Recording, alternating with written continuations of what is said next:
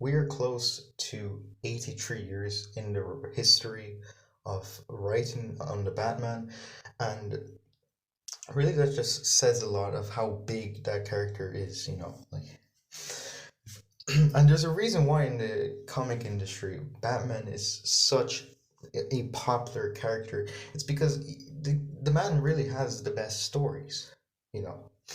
When the modern era came, that was really the point in which he really became the symbol. Like philosophy, all those things around the character, that is when it was getting developed the most. And in my list, it's a reason why it mainly consists of stories from the modern era. It's just because that was the best era of Batman, you know. So so when it comes to Batman, I'd say, I mean, I'm up to date and I've read all the essentials and really the best works of Batman, especially the main timeline, the main universe of Batman. But there are certain stories I've not read, like Damned, uh, Dark Knight, Master Race, So for those ones, I'm not, I can't say for that, but nevertheless, here's my top 10. So, um, for number 10, it is Rebirth Volume 1. So this is of Detective Comics. Now I know it's not of the main series, but if it's related to Batman and like the level of Batman and Robin as well, I'm going to count it in. So for number 10, it is The Rise of the Batman by James Tynion. Now, when it comes to James Tynion, it's he is a great writer. It's sad that he had to leave.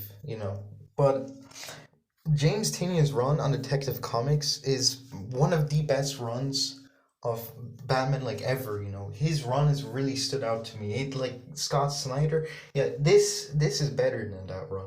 And this is a great way to get introduced because it essentially what happens is Batman is kind of delving into this conspiracy and he's preparing himself for it, right? So he's making up a team, like his own Suicide Squad, I guess you can say, consists of Orphan, Batwoman, and even Clayface, in which James Tynion manages to make Clayface an anti-hero and actually make him, a compelling character and all that sort of stuff. But apart from that, James Tynion in his run later on, like he will make you question Batman, and he would like introduce other sci-fi projects. He would make references to Grant Morrison, and he would honestly do a good job as a whole. And just to minor spoiler, kind of a spoiler, because like I'm not going to say who it is, but one of the characters dies. Okay, so that it sets up for like a majority of the what is to come of his run, really. And when his run, like the chemistry is built up and all sort of stuff. So I really, I really think you should watch this. This actually might be number 9 because it's a great introduction into his run. But to note, this run, like it's really on a level of greatness that it may put your expectations too high. So don't expect the rest of the volumes to be as good as the first one, unless like there is a build up. But don't like for every single one, do not have your expectations that high. I would recommend. So now at number 9, we have surprisingly number like actually number 10 or 9. At times I switch from my like top 4 to 6. I debate with myself a lot because these stories are just so close together in terms of like quality, what like quality wise. It's very difficult to specifically like say how good it is and all this sort of stuff. You have to put time into it, which I've done a lot for this. So number 9 is the Long Halloween. Surprisingly, most people have it at their like top 3. The Long Halloween, it's very mafia. Like I know, like I've not watched The Godfather yet, but I'm assuming it might be like this. The level of like mystery it has also makes it feel like some classic noir story. and it also delves into like the philosophy of Batman. It's by Jeff Loeb. The art is by someone who's colorblind, and it really makes it like stand out. The Long Halloween also manages to like kind of involve the rogues gallery as well. So you will get informed in a lot of teens. Like there's Catwoman's introduced, and there's some sort of like love relationship kind of hinted at, that is soon to come. So it's a good way to introduce yourself, and it's been like it's really been like interpreted in many ways actually, like with Two-Face, because it is the story of Two-Face, of how he came to be. And with the movie, uh, you know, Matt Reeves's movie, you could definitely tell there was some inspiration of it, and I'm happy. So anyway, number 8 is The Killing Joke. Now, when it comes to appreciation, The Killing Joke is surprisingly like my number one, really. But the fact is, it's like one issue in terms of length. Therefore, when it comes to quality and quantity, I unfortunately like its quantity matters in this case. Quality doesn't save it. But to be fair, in terms of one issue, this is the best quality I've ever seen for a single issue, even though it has the advantage of being longer than an ordinary issue. But nevertheless, this story revolves around the Joker, and it really like delves into his philosophy as well. Uh, it's very iconic, has very iconic moments. Like it hints to the origins of Joker. Like you're not sure if it's fake or not, and it's also the same thing with the ending, that you could interpret it in your own way. It's by Alan Moore, and you you get to like see the Joker for who he is. This kind of revolutionized, I guess you can say. Like it set up like a big standard for the Joker to come.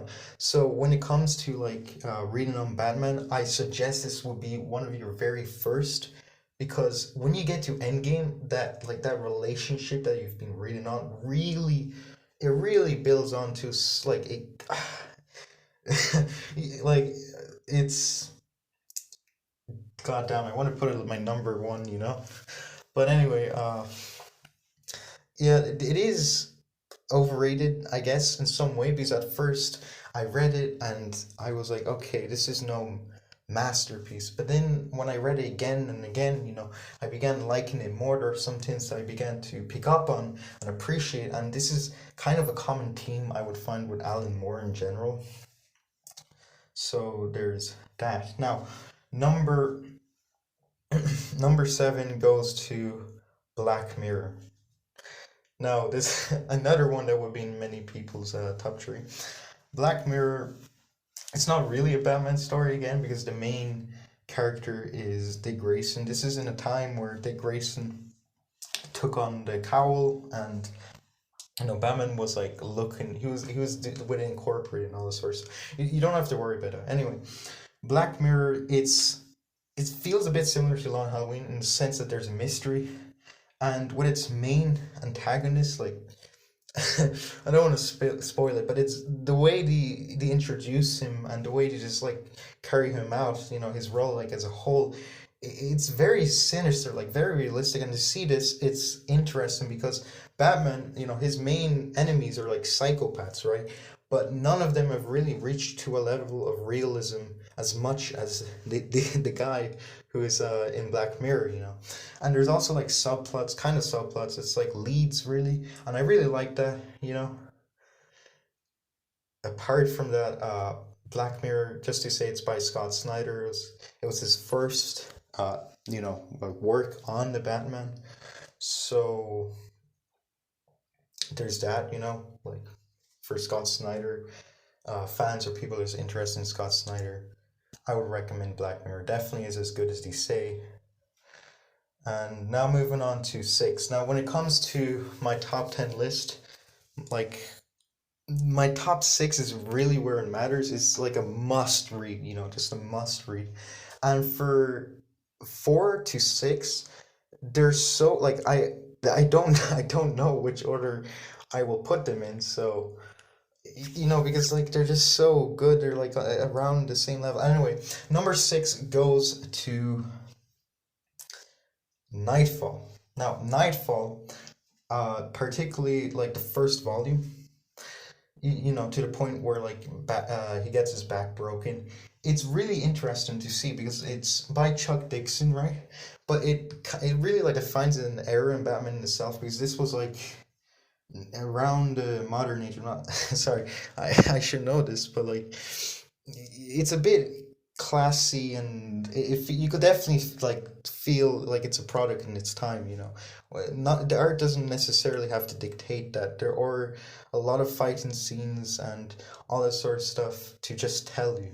But despite that, the story is essentially Batman against the world, really, because Arkham Asylum, like I don't want to spoil it, but something happens. Okay, everyone's on the loose, so Batman has to try and fix this problem by trying to catch all of the villains, and while he's doing this, we get introduced to Bane, who set it all up. Sorry, minor spoiler, not really. Anyway, and this is a great introduction to Bane. Like, before, you know, I watched Batman Forever, I believe that's the movie. My idea of Bane was just absolute, it was absolute trash. I thought he was gonna be like the Hulk, like DC's Hulk or something. But I am wrong. This man, I can understand why he's a favorite. He's very intelligent, you know, and he's very cruel as well. Like Jesus Christ, he managed the way they carry out the entire thing in like as the process of breaking Batman. You know, it's very interesting. I feel like some people may be able to relate to Batman in this story because he's just trying and trying and it's not working out. You know, it's just like he's exhausted really, and he just there's a moment in it like it's another kind of minor spoiler, but there's a moment where he literally just wants to die, man. Like if now I'm not saying that like again some people can relate to that. So next one is number five goes to the war on jokes and riddles or war of jokes and riddles. I anyway, sorry. That one it's from uh Rebirth. It's from the main series. It's by Tom King. And Tom King's a bit of a controversial writer, but honestly, in my opinion, he's a good writer when it comes to Batman. I enjoyed his run, like without filler. It's a real good run. So this is the fourth volume, and this one is definitely the best, in my opinion. Like this is a I can understand if you call it a masterpiece. I mean, this is surely like you know, this surely cannot really be hated just because it's written by Tom King. Like, come on. Anyway, the main story is it's kind of since this is like after New 52, you know, uh, there were some stuff that were rebooted. Um, this essentially acts out like the second year, you know, because this is in the early uh, days in which you know Batman hasn't really fleshed out yet fully, and it's just like in the Long Halloween, it has this mafia-esque sort of feel because it's essentially a gang war. That's what it is. Like what the stories revolved around. It's just the Joker versus the Riddler. Another aspect that I liked about the story is how it does its characters. You know, specifically Kite Man. Kite Man is just like you know he sounds like someone you wouldn't really remember. You know, he sounds like just.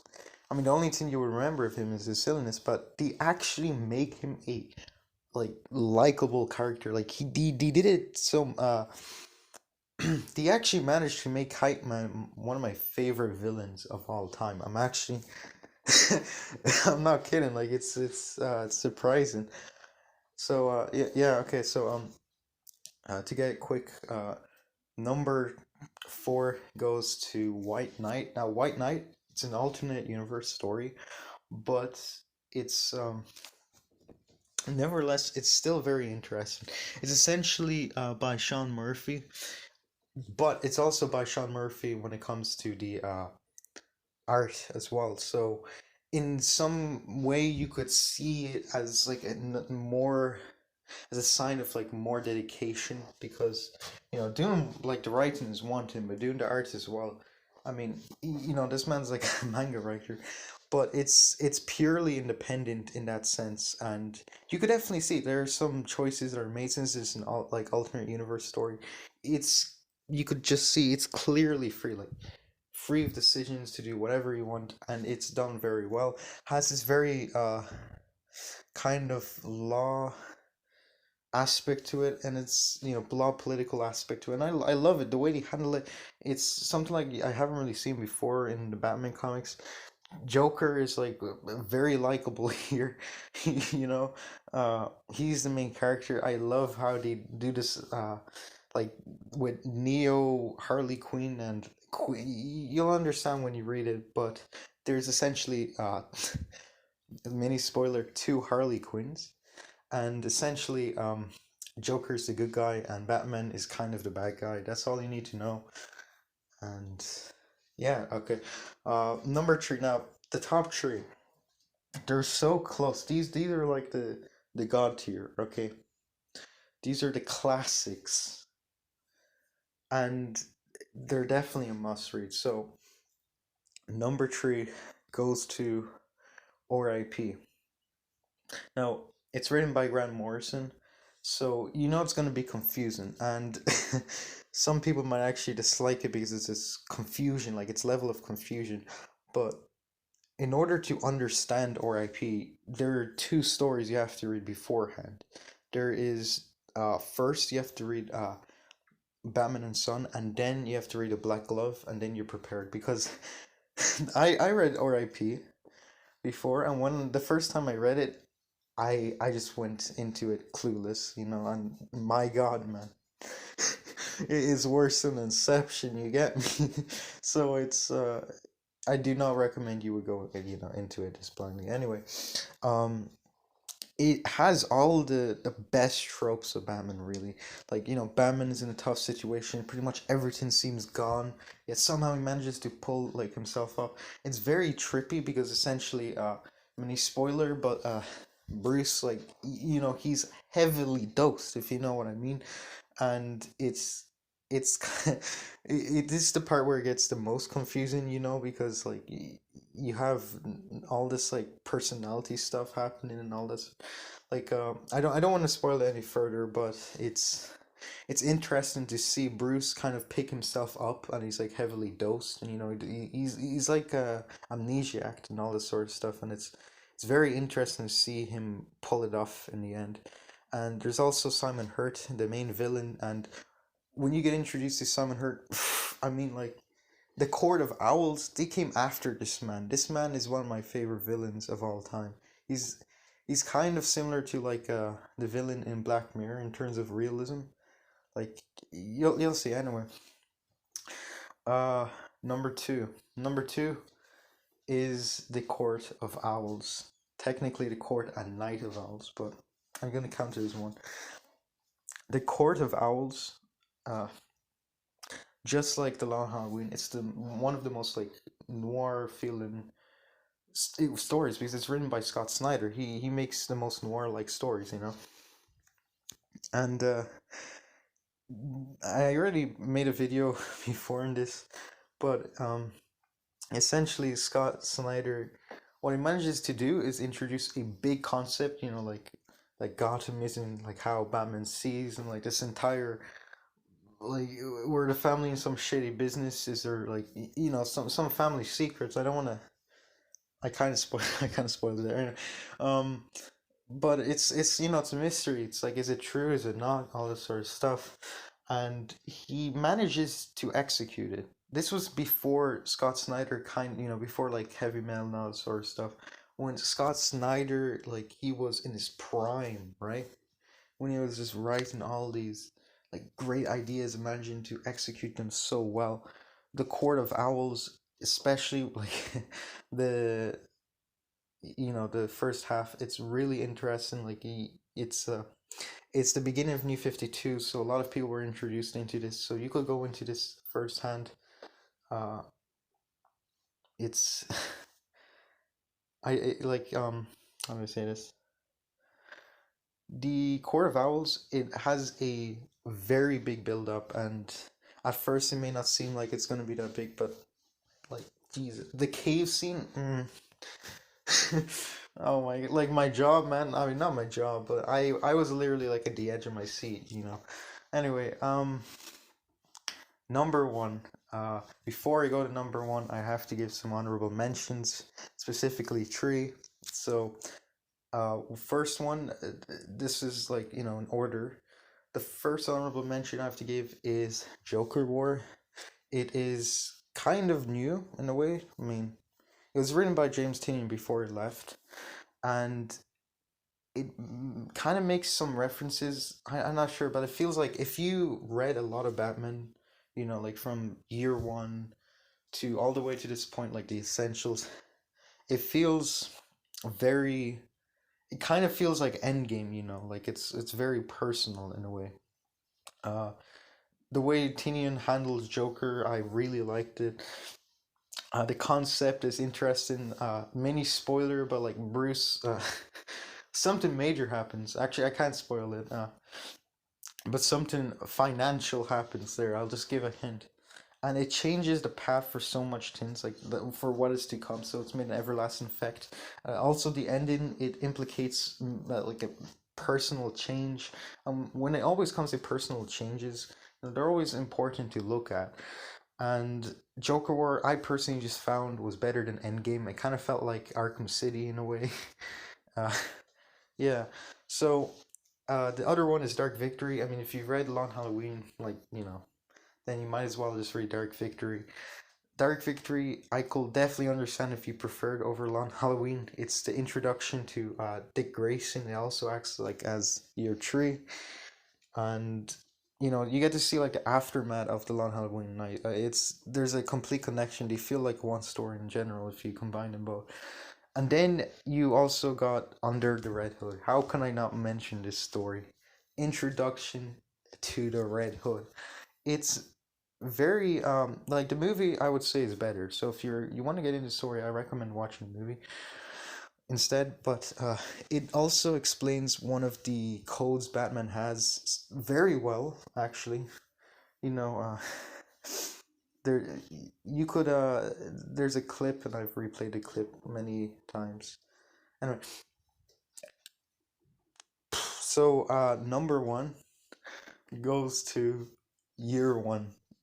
Like I know it might seem cliche or something like that, because it's like one of the most popular stories. But honestly, it is a story that got me really into Batman. It is this. It is the beginning, the first year. It's an origin stories, and everyone likes origin stories.